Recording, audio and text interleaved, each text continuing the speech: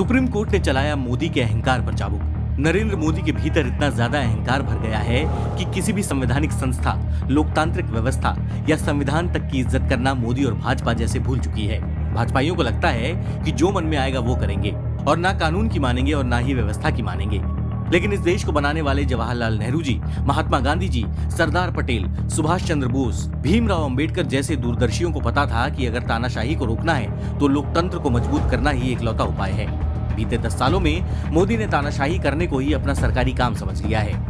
मोदी की इसी गलतफहमी पर सुप्रीम कोर्ट ने एक लोकतांत्रिक चाबुक चलाया है, जिससे कि नरेंद्र मोदी की सरकार को यह एहसास हो सके कि मोदी सम्राट नहीं है जिससे सवाल नहीं पूछा जा सकता है। सुप्रीम कोर्ट में chief justice of India DY Chandrachud की बेंच ने इलेक्टोरल बॉन्ड पर सुनवाई करते हुए मोदी की गुलामी कर रहे स्टेट बैंक ऑफ इंडिया को तुरंत जानकारी देने का ऑर्डर दिया है और साथ ही चुनाव आयोग से भी कहा है कि 15 मार्च की शाम 5 बजे से पहले इलेक्शन कमीशन ऑफ इंडिया इस इंफॉर्मेशन को अपनी वेबसाइट पर कंपाइल करके पब्लिश करेगी।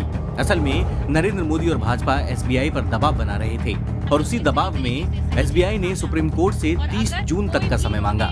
लेकिन इसी बात पर सुप्रीम कोर्ट ने SBI को लताड़ लगाते हुए कहा कि इतने दिन से आप कर क्या रहे थे। असल में भाजपा सरकार SBI पर दबाव बना रही है, जिससे कि उन व्यक्तियों और संस्थाओं के नाम ही सामने न आए जो मोदी को इलेक्टोरल बॉन्ड के जरिए चंदा देते हैं। Chief justice of India DY Chandrachud ने SBI से सख्ती से कहा, हमने 15 फरवरी को फैसला सुनाया, आज 11 मार्च है। पिछले 26 दिनों में आपने क्या कदम उठाए, ये आपको बताना चाहिए कि हमने इतना काम किया है, इतना बाकी है और इस वजह से हमें वक्त चाहिए।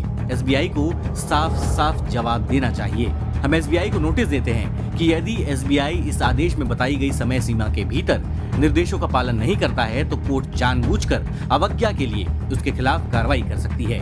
नरेंद्र मोदी की तानाशाही खत्म करने का एक यही रास्ता है कि सुप्रीम कोर्ट और बाकी लोकतांत्रिक संस्थाएं अपना काम ईमानदारी से करें, तो मोदी के मित्रों और गोदी मीडिया का ये घटिया और नफरती नेक्सस 2024 में खत्म होकर लोकतांत्रिक थप्पड़ की चोट में बहकर वडनगर वापस चला जाएगा।